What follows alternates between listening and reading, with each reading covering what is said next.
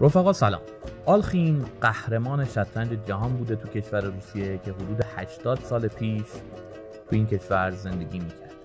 توی یه زمستون سخت میره تو کافه و با یه پیرمردی تو کافه شطرنج بازی میکنه و اون پیرمرد 2 بار آلخین رو پشت سر هم میبره. دقت کردی؟ قهرمان شطرنج جهان رو 2 بار میبره. آلخین بهش میگه که تو میدونی من کیم؟ پیرمرد جواب میده نه. میگه لامصب من قهرمان شطرنج جهانم، تو چطوری 2 بار منو بردی؟ پیرمرد میگه تو که بازیت خیلی بده، تو چطور قهرمان جهان؟ آلخین بهش میگه تو اسبات هم اصلا بازی ندادی، اصلا حرکت ندادی، چطور منو بردی؟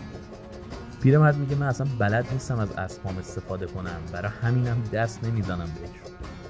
ما از این داستان چند تا نتیجه میگیریم بچه ها. یکی این که اعتماد به نفس داشته باش و خودت رو نباز. اون پیرمرد اصلا براش اهمیت نداشت جلوی کی داره بازی میکنه و قهرمان جهان رو برد.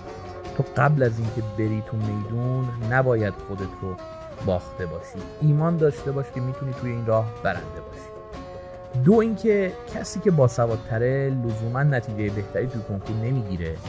آلخین خدای شطرنج بود اما پیرمرد بردش.